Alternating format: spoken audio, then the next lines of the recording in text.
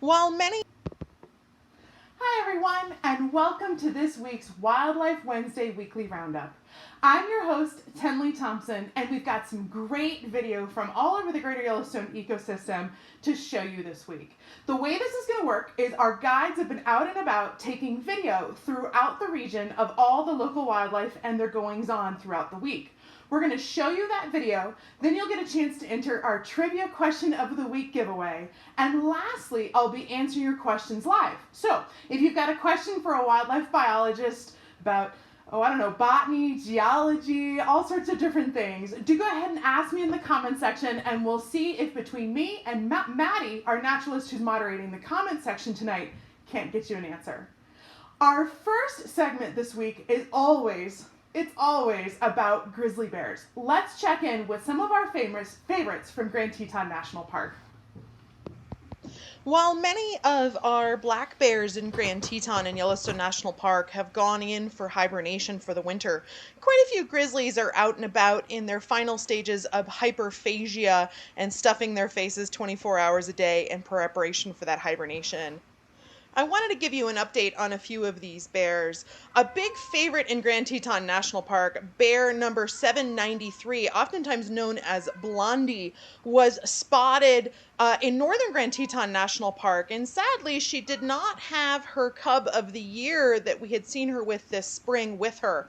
Now, cubs do face an annual mortality of about 50% before the age of 2, so it's not necessarily surprising that Blondie here might have lost her cub, but it is too bad in that Blondie tends to have poor success rates with rearing cubs, and the vast majority of her cubs have been lost before the age of 2. The good news is she's a pretty middle-aged bear. She's got a lot of cub rearing years ahead of her, and we look forward to seeing her in the future. We oftentimes see Blondie in the spring, but to see her in the fall like this is a real treat. So a big thanks to our naturalist, Maddie. Now, I know a lot of you guys are wanting an update on grizzly bear 399, who most commonly is seen in Grand Teton National Park. Those of you guys who follow our broadcast every week will know that she went for a little bit of a walkabout for the last couple of weeks. She ended up traveling quite a ways south of her normal territory. Now, 399's normal home range is in northern Grand Teton National Park, just below Yellowstone National Park. She ended up taking a walk along the west bank of the Snake River, almost to the end of the Jackson Hole Valley. Then she took a turn and was sort of hanging out in southern Jackson Hole for about a week. And the good news is that she's taken a turn, she's heading back up and has made it back into Grand Teton National Park. Now, her migration to the south was certainly not ideal because she's now taught these cubs that moving into human use areas full of traffic and cars is a good idea when food becomes scarce in the fall. And all 4 of these quadruplets, should they make it to adulthood, are now going to remember and may use those ideas in the future if they need to find food. But the good news is all is well. 399 and the cubs are safe in Grand Teton.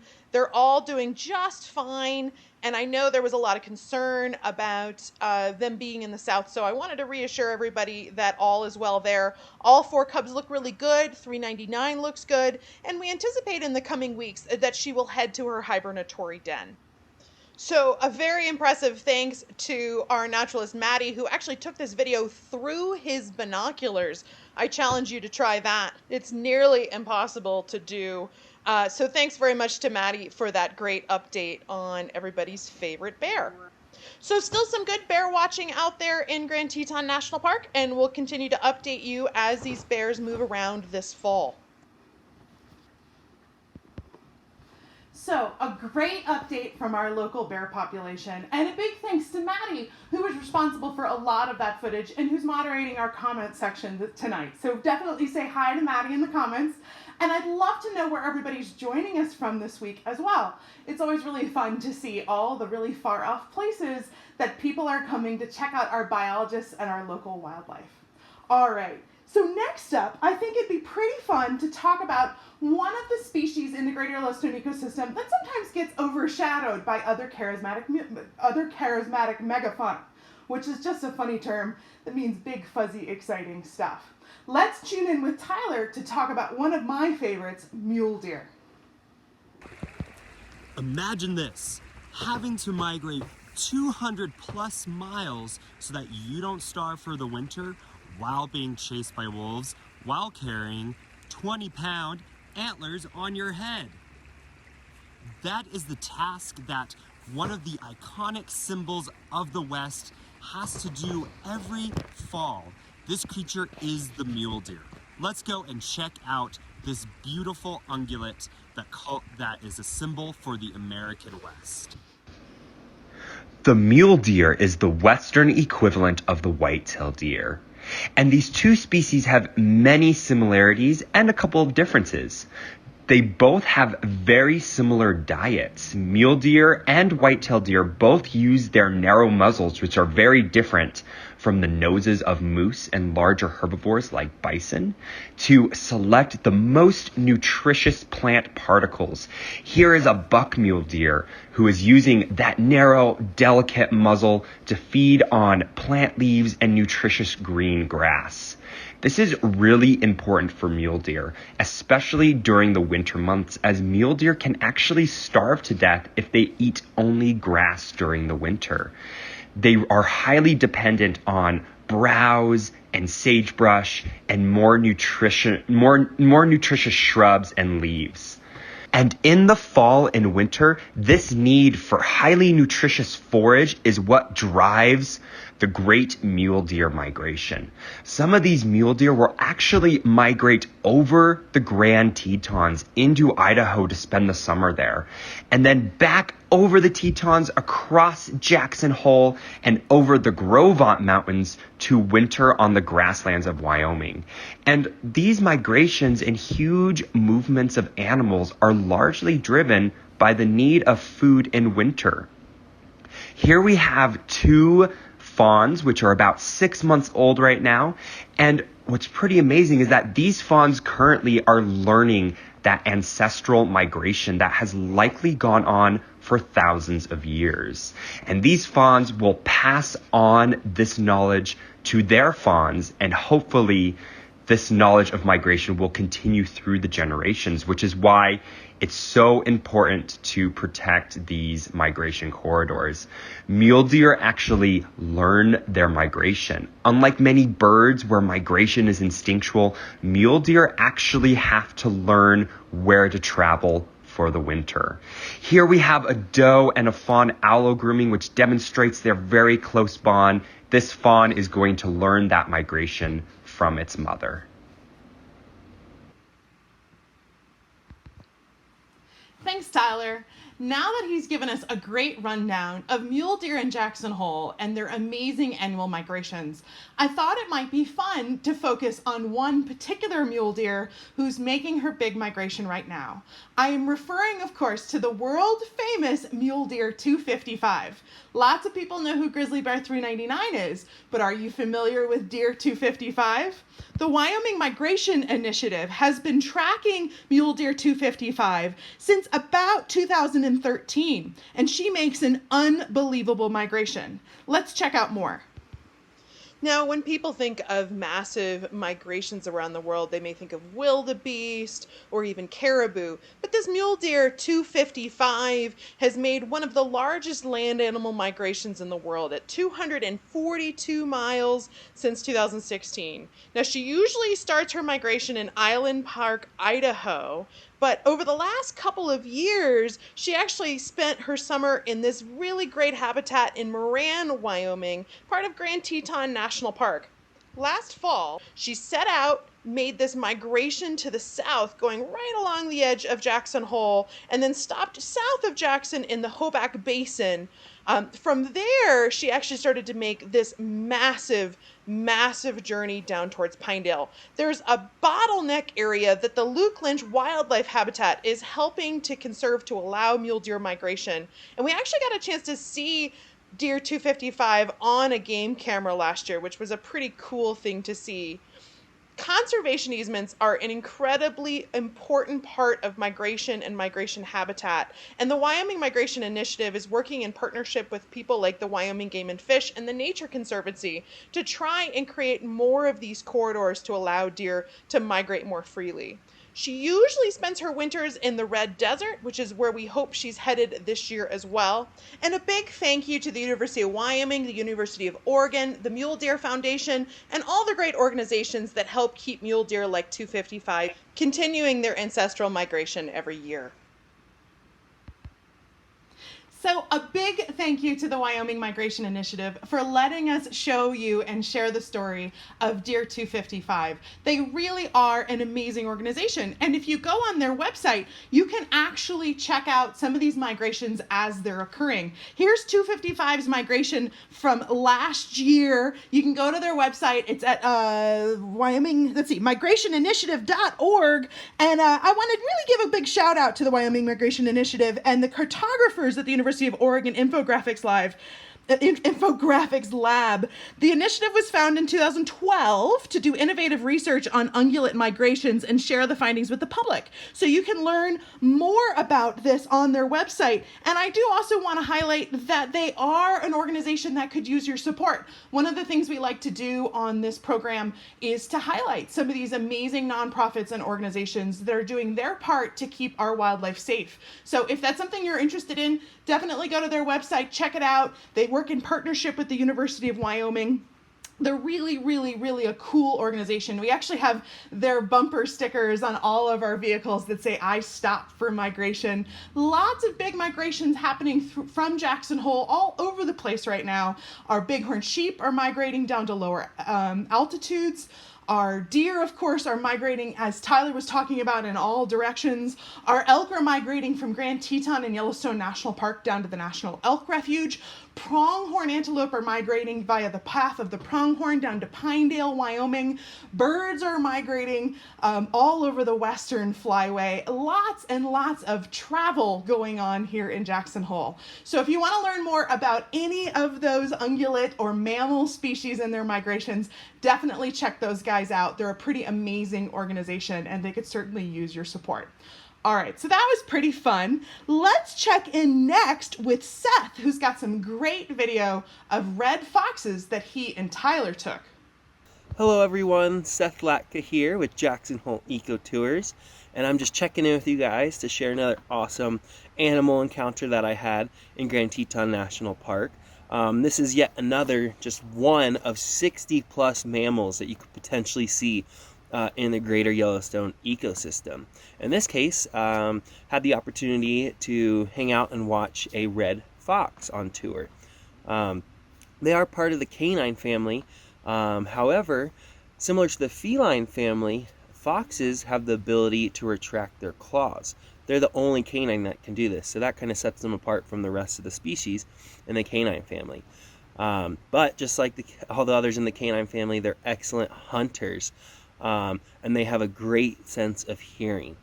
They can actually hear a watch ticking from 40 yards away. So those big goofy ears definitely come in handy when helping them to hunt. So you'll often see them in the spring and summer and early fall in tall grasses in the woods, hunting for rabbits and rodents and even birds if they can sneak up on them. But those ears definitely come in handy in tall grass and also snow. They can actually move their ears individually like satellites. So when they're going through tall grass, they think they hear something, they can stop and they can change the angle of their ears and really triangulate exactly where that prey is hiding in the tall grass. Same thing with when they're hunting in the winter in the snow. This is really cool if you ever get an opportunity to see this. They will go hunt and sometimes a couple feet of snow, and their hearing is so good and that triangulation and calculation is so good that as they're walking quietly along the snow, they can actually hear through the snow the rodents scurrying around down there.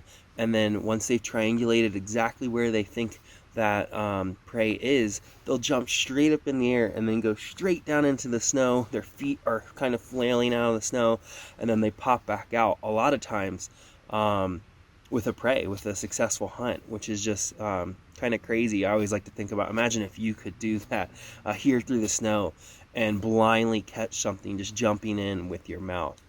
So they're really, really interesting. And I hope when you guys come out here, you have the opportunity to see them hunting or coyotes hunting. It's really cool to see them jump down through that snow. And it's definitely something I always like to see. So hope you guys come out and visit us. We have more snow falling, as you can see. The mountains are beautiful with all the fresh snow. All the animals are out and about, and can't wait to take you out on tour. Have a good one. So, some pretty awesome foxes there. Hopefully you guys enjoyed that. I was pretty blown away with some of that amazing footage that Tyler had to contribute that week. Or this week, he gave it to me yesterday. So in the meantime, we've talked a little bit about our grizzlies, some really big animals. We've talked a little bit about our mule deer, some hoofed mammals. We've talked a little bit about foxes, a little bit of a smaller carnivore. Let's go ahead and talk about a really big herbivore. Laura has a great update for us on the history and evolution of bison. Hi guys, this is Laura. Thanks for joining me on a cold, snowy day in western Wyoming, where I'd like to tell you about one of my favorite animals and also our national mammal, the American bison. Bison are one of the most successful animals to have come to North America. And today I'd like to tell you a little bit about how they got here and how they have evolved over time to still be on our landscape. Relatives to our modern bison came to North America from Asia and Europe more than 160,000 years ago. The oldest known fossil that's been found in North America was located up in the Yukon Territory in 2006. It was a bison leg bone that dates back more than 160,000 years. That fossil came from a species called Bison priscus, which was a predecessor species to our modern bison. Scientists, of course, know that bison must have existed in Asia and Europe long before that. They lived in an area that we called the Mammoth Steppe, which was basically a large grassland area which extended from the British Isles across Europe, across Asia through Siberia, and then across what we call the Bering Land Bridge, which spanned from Siberia across towards Alaska or northern Canada. During the last ice age, the landmass existed because most of the Earth's water was encompassed by glaciers. So with that water all wrapped up in the glaciers, the sea levels were lowered, and therefore that land bridge was exposed, allowing passage for animals like bison or even humans to come across. When I was a kid, I thought that the land bridge meant kind of like a drawbridge between Asia and North America. But in reality, this was a huge landmass which spanned more than 600 miles. Generations of animals and people spent their time on that landmass, not knowing there was a destination into North and South Americas. When Bison priscus first arrived to North America via the Bering Land Bridge, they could not advance much past northern Canada due to a glacial ice sheet.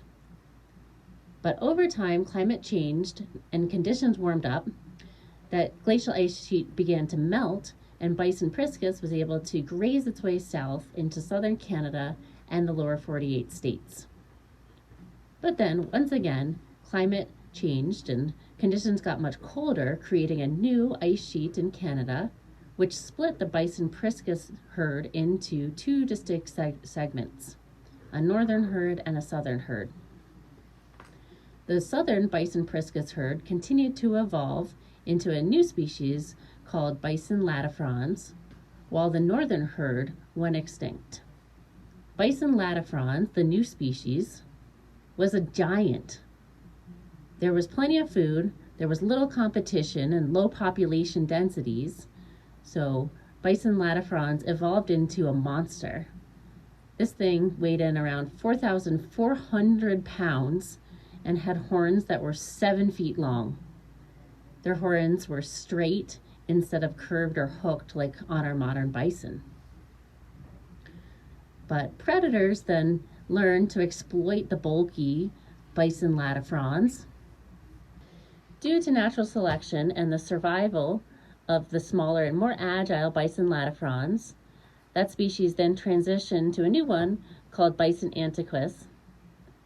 Bison antiquus then hybridized with another species of bison which came from Asia, and the two species created our modern bison, the plains bison, or of course their scientific or Latin name, bison.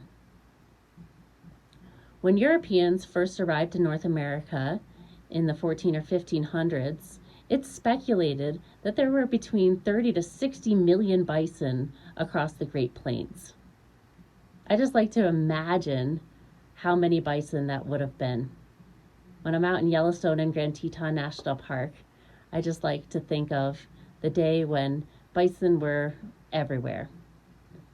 From those 30 to 60 million bison, European settlers decimated herds down to very few numbers by the mid to late 1800s. In Yellowstone National Park, for the lowest of the low, there were just 23 bison left on the landscape. But of course, bison are a strong and resilient species who have made a recovery. Nowadays, there's more than 4,000 bison in Yellowstone National Park and over 500,000 bison in North America overall. Well, thank you for watching. I'll see you next week at the same time, same place, and have a good week. Cheers.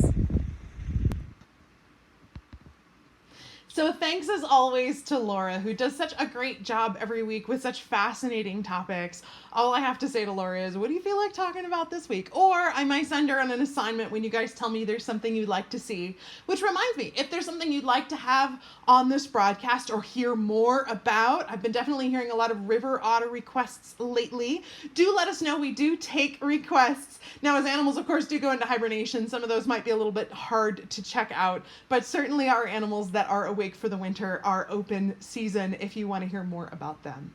So I do want to remind everybody, of course, if you're joining us for the first time, you might have heard this before, but if you're planning on visiting Jackson Hole in the coming weeks or months, we do offer 10% off on our trips if you just mention the Wildlife Wednesday broadcast. We definitely want to hear about if you're listening and enjoying what we're doing here. So definitely keep that in mind. All right, so now comes my second favorite part of the broadcast, which is our trivia question of the week. So the way this is going to work is we're going to go ahead and show you our last week's trivia question, for which we already have a winner, and then you'll have a chance to win a $10 gift card to our EcoTour Adventures store with this week's trivia question, which hopefully I've given you guys a little bit of a stumper.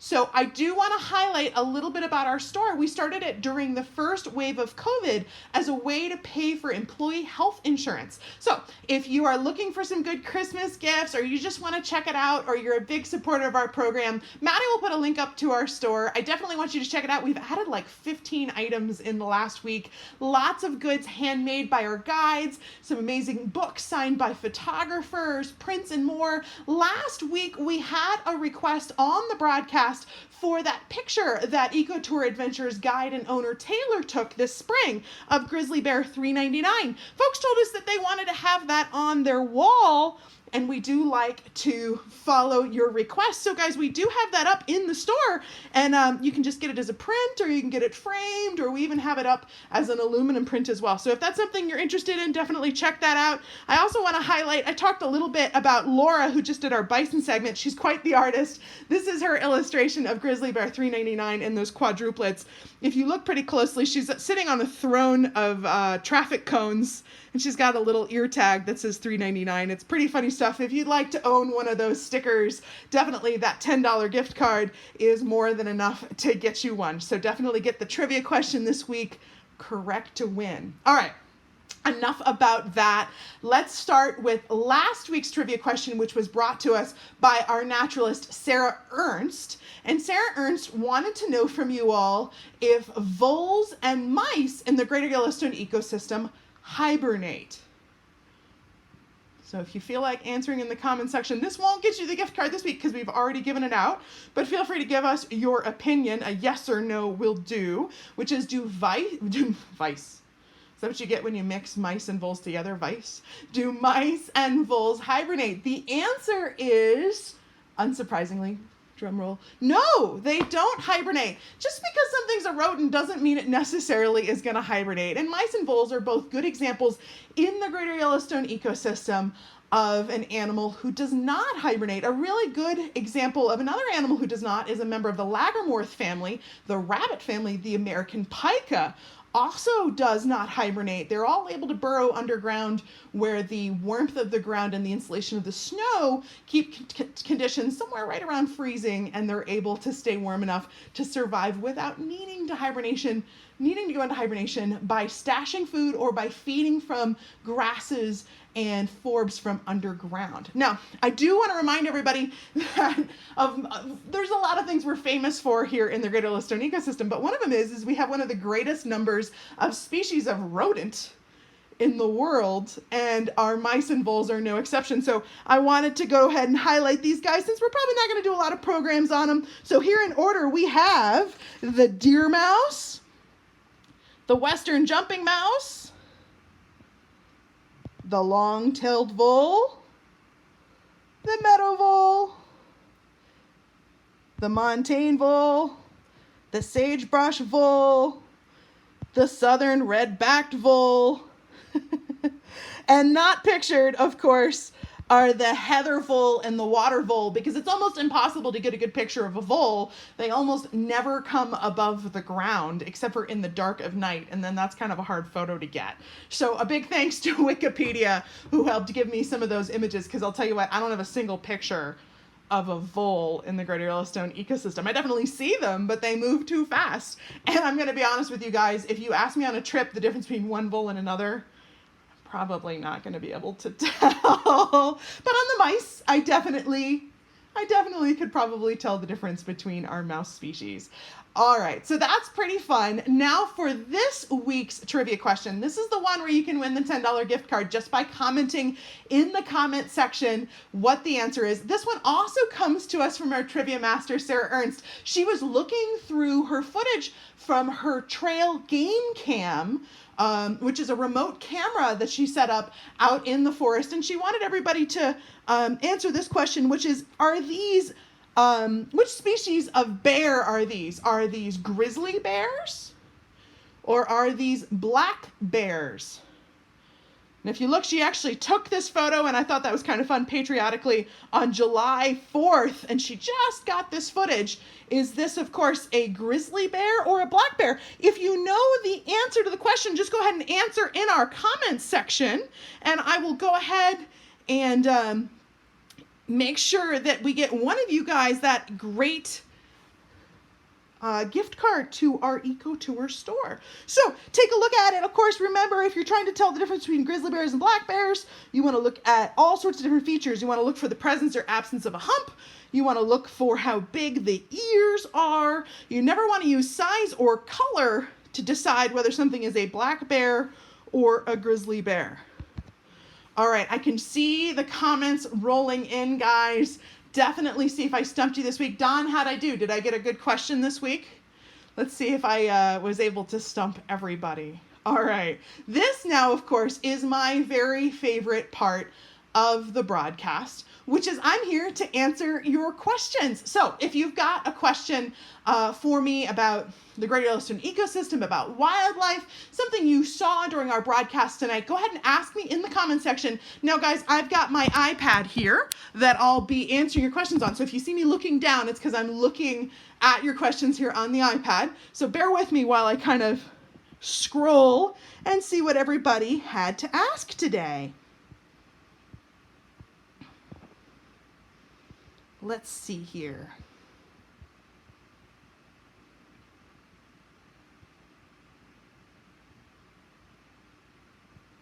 Oh man, lots of correct answers on our trivia question of the week. Nice job, guys. All right, let's go ahead and start with Mark asks, will there be a TV show about Grand Teton ecosystem like there was for Yellowstone called Yellowstone Live?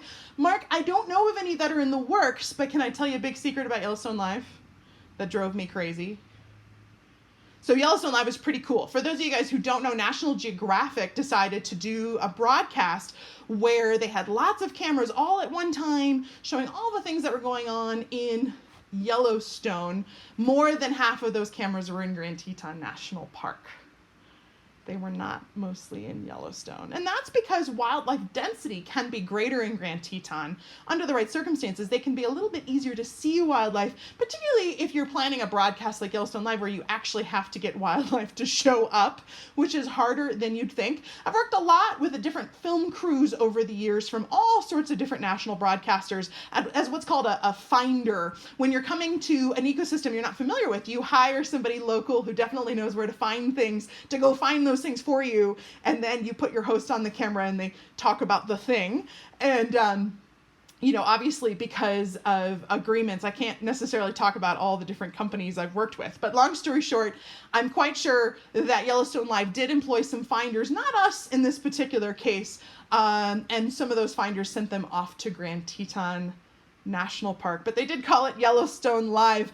It's a pet peeve of mine. It's probably a little bit silly. Yellowstone National Park, Grand Teton National Park are different things. They're not the same national park, but a lot of video programs oftentimes do group the two of them together. So when you're watching some show on the BBC or Discovery Channel or National Geographic and they're talking about Yellowstone and they're showing footage, it's not just Yellowstone Live. Sometimes they are showing, more often than not, they are showing Grand Teton National Park as part of that broadcast. So keep your eyes open and you'll see that. So I don't know of one in the mix. I guess we're the closest you can get for now, but maybe sometime soon for sure we can have something along those lines. That's pretty awesome. Bobby went ahead and answered my question of where everybody was watching from, and he's watching from Guyana. Oh my gosh. That's really, really cool. Bobby, I'm so glad that you decided to join us. Thank you so much for taking your time to be with us this evening. You're definitely the farthest away today from Jackson, Wyoming. So we appreciate you tuning in. If you're further away than Guyana, feel free to comment in the comment section, and I'd love to hear about it. That's pretty awesome. And then we had a lot of questions about the fox video. Why do foxes have bushier tails than other canines?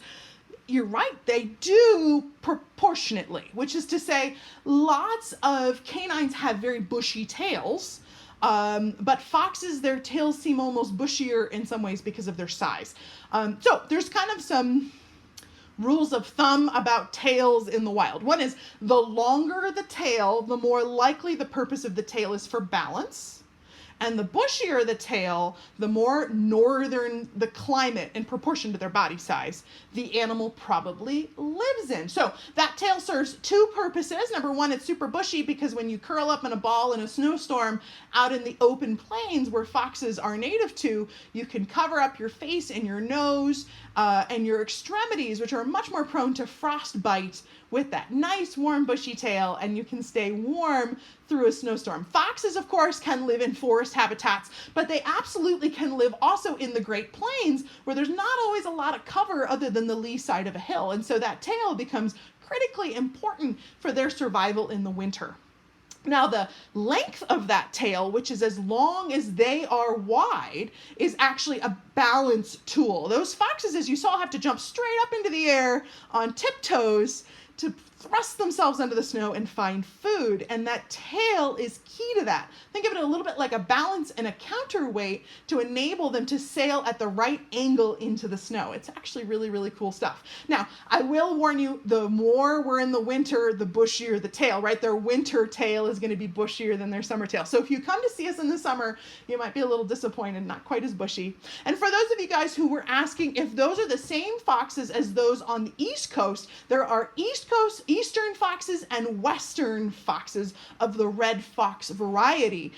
So this is a western red fox. They're just a little bit bigger to compete with that big deep snow so they can move through it. But they don't want to be too deep. One of the things that happens with larger animals is they sink through the snow, but foxes are lightweight enough that they can walk on top of the snow's crust, and so they can travel much more easily through deep winter conditions and are able to survive in places like Yellowstone National Park, which gets up to 50 feet of snow without needing to travel south like an animal like an elk might be forced to do. Now, somebody else asked another question about that fox, which made me really happy, which is Susan said, very cat-like hunting. Susan, you just opened a can of worms. Congratulations. You're right. Very cat-like hunting. If you get where I'm going with this, is a fox a cat or a dog? So if you go into the taxonomy of the order of carnivores, which is called carnivora, they come in two branches. So carnivora branches into two types. Carnivora goes into caniforma, canine, right, dog family, and feliforma, right, feline, cat family. And all the carnivores are either in the cat side or the dog side, which ends up causing a lot of problems. More problems than you would probably guess.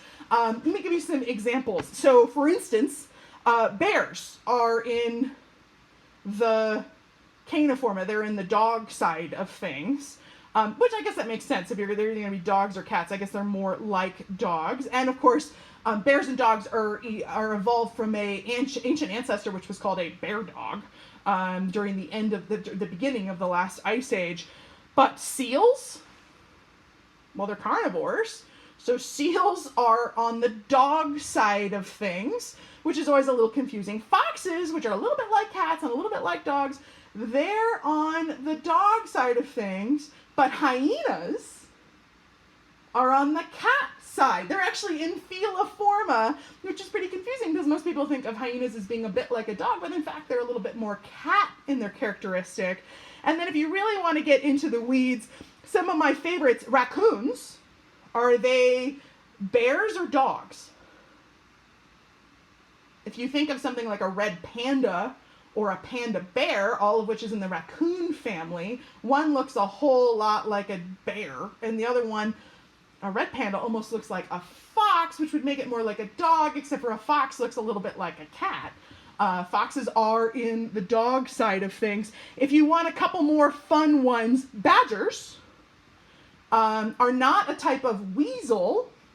They're a type of dog, which is kind of confusing to me. And then my favorite, I think, of all of them are probably mongooses and civet cats, which are both on feliforma. They're in the cat side of things. So I hope I haven't confused you with all that taxonomy. It's getting a little bit in the weeds, but I just think it's fascinating that if you're a carnivore and you're a meat eater and you're a mammal, you either have to be a dog or a cat.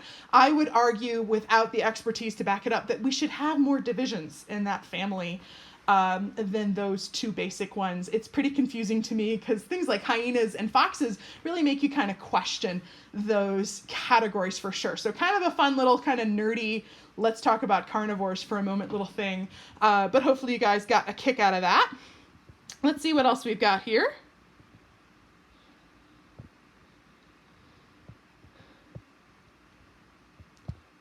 Lois asks, are there common loons?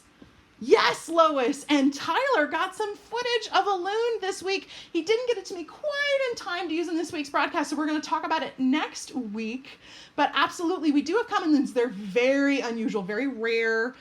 We don't see them very often, just once or twice a year, so it was very exciting when Tyler actually got some loons. So thanks very much for that. We're going to stay tuned. Check it out next week. Let's see here. Kevin asks, are grizzlies still endangered? Kevin, grizzlies are listed as a threatened species on the endangered species list. There's four classifications. Endangered means you're protected by the U.S. Fish and Wildlife Service and owned by the federal government, and you're managed by the federal government instead of the states.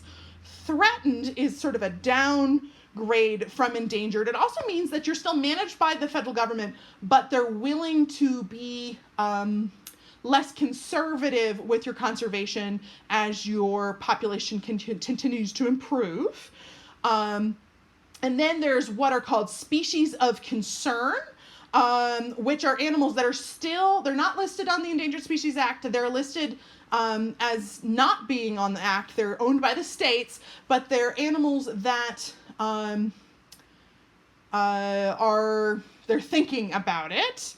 And then there's an animal called, warranted but not listed or something like that, which is the Endangered Species Act only has so much money to go around. Sometimes the U.S. Fish and Wildlife Service will acknowledge an animal should be endangered, but they don't have the resources to necessarily list it yet, but it probably will be. And then, of course, there's the species of least concern, something like a Canada goose, which is at no risk of population extinction.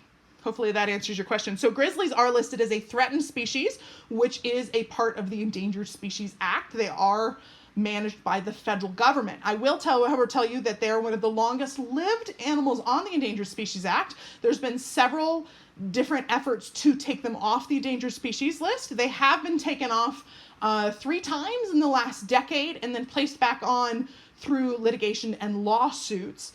The most important pressing concern that continues to keep them on the endangered species list right now is genetic diversity and the ability of having enough breeding aged females in territories that the genetics is not lost in the population. So we have grizzlies in Idaho, Montana, and Wyoming in the continental United States. It's the continental grizzly that's listed, and there's kind of 3 major populations. The area in Grand Teton and Yellowstone National Park, the subpopulation up around sort of Glacier and northern Montana, and then the subpopulation kind of in the Sawtooth Range in Idaho. And all 3 of those populations do not have any ability to travel from one population to another, and so they're very insular in their genetics, and there's some questions on how you're going to trade the genetics between the 3 populations to remove them from the endangered species list. There is an expectation they should probably come off the list in the next 3 years or so. So the delisting is coming. Great question. Appreciate that.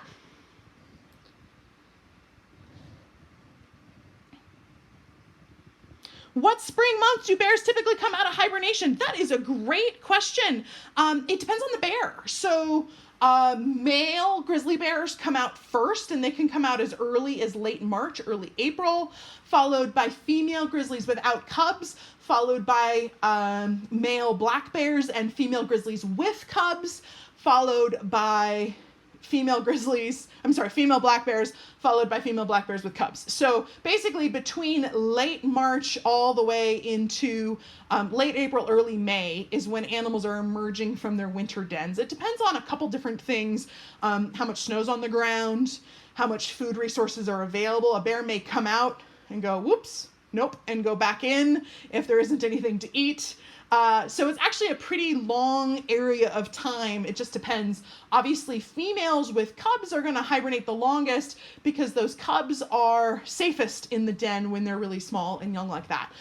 Bear cubs are born very immature, and then they go through almost like a second pregnancy of maturation in the den. They're born tiny, tiny, tiny, tiny, and by the time they come out of the den, they're big enough to be able to travel behind mom. So great question. Appreciate that. Let's see here.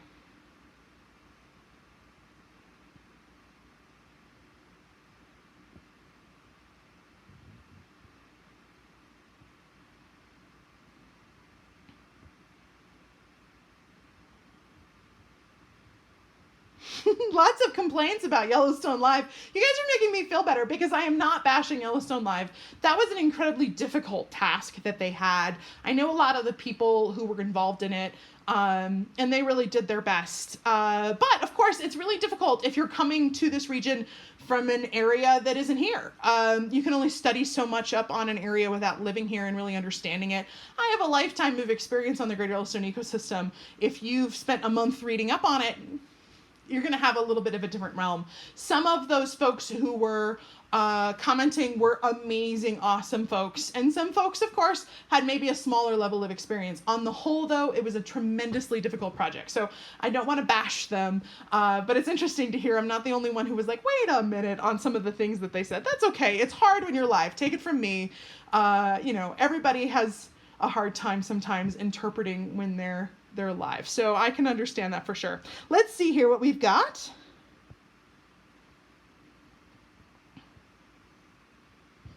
Oh, this is great. Don asks, do wild horse herds ever roam the Jackson area? I know they're near Cody. Don, that's a great question. So wild horses and burros have a very special designation in the United States. The only one that's really similar to it actually are bald eagles and golden eagles. So animals are either owned by the states, or if they're an endangered or threatened species, they're owned by the federal government. And I know it seems kind of strange because why would anybody own a bunch of wild animals? And the answer is because somebody has to be their legal guardian, and somebody has to represent them, and they can't represent themselves. So basically states manage the animals that live within their borders. So a really good example of that is if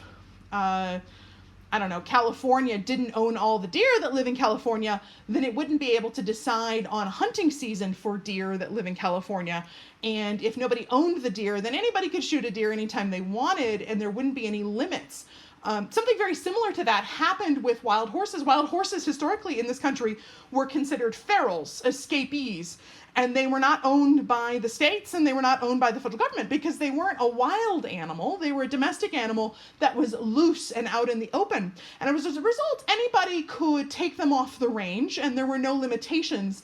And they were rounded up by the millions by dog food companies all throughout the 1940s and 50s.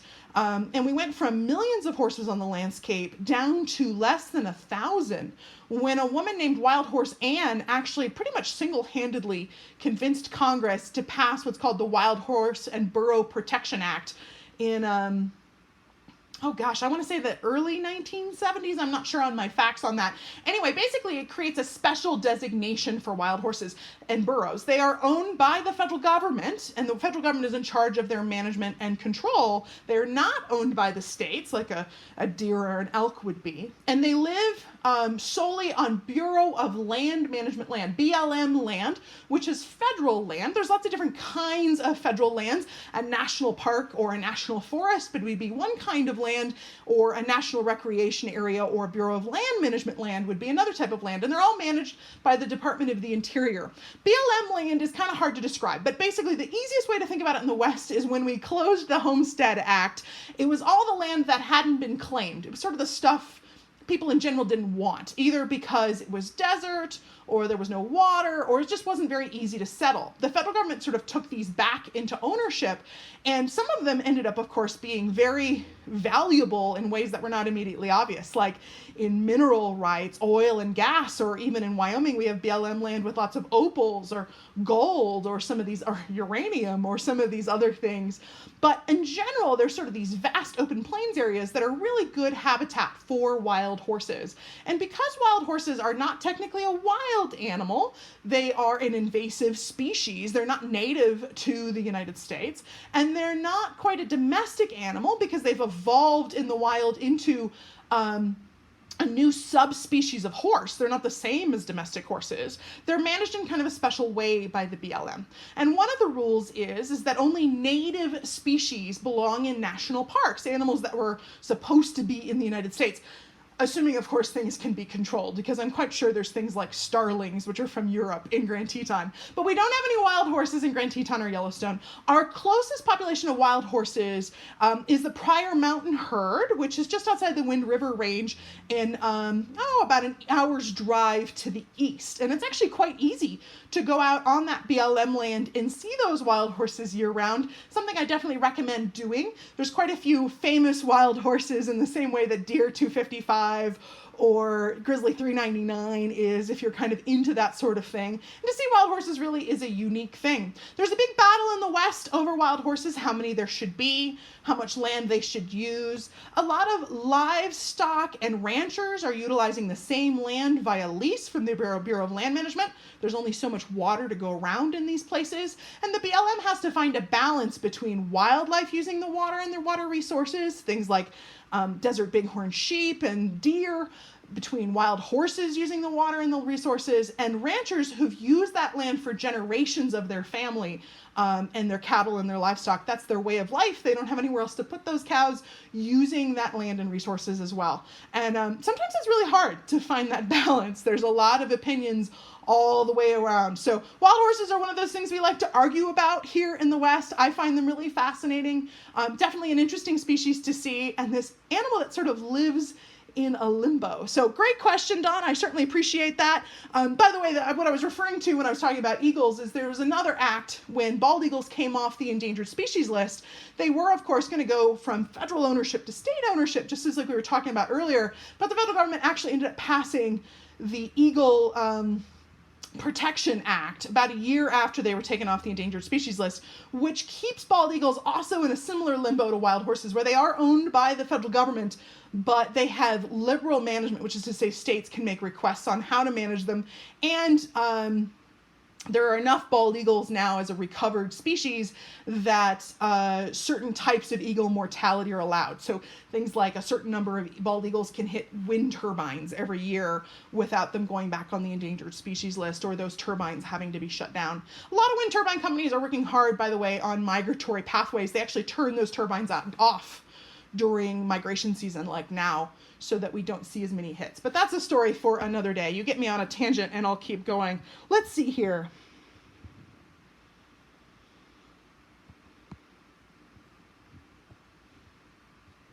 Oh, it looks like Don had another question I didn't answer yet. I'm sorry. Why do some animals reflect at night and others do not? That's really, really a good question. There are reflective cells that help the light bounce back into the back of the eye. And what that enables that animal to do is see better at night. So animals who have super reflective eyes tend to have better night vision, and they tend to have more rods versus cones in their eyes. And so basically your eye is comprised of rods and cones, and the balance of those determines how much color vision you have. Rods are really good for seeing very sharp and seeing things at a distance. Cones are really good for seeing a diversity of color. So if an animal has a lot of rods in their eyes, they tend to be more predatory. Their eyes tend to be up front versus on the side, and they tend to see sharper and a further distance away, but less color. If an animal has more cones, they tend to be more of a prey species. Their eyes tend to be on their side, and they tend to not have that reflectivity. So something like a cat's eyes are going to be highly reflective because it's going to reflect the light that's coming into their eyes, magnify that, and enable them to see better in the dark. So hopefully that answers your question. Let's see here. What else do we have? How long will 399's cubs be with her till they leave on their own? Do you know if the cubs are male or female? So first of all, no, we don't have a clue if the cubs are male or female.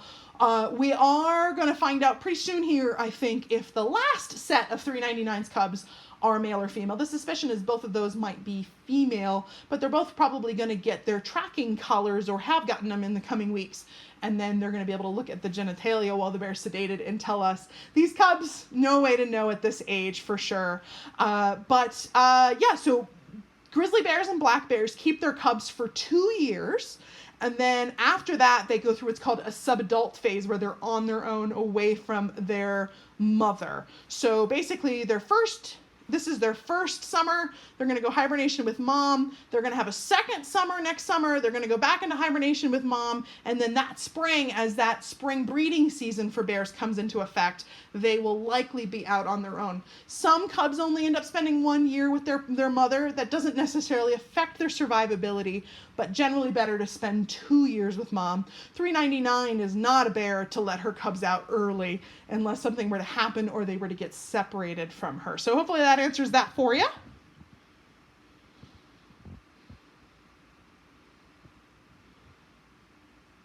Let's see here.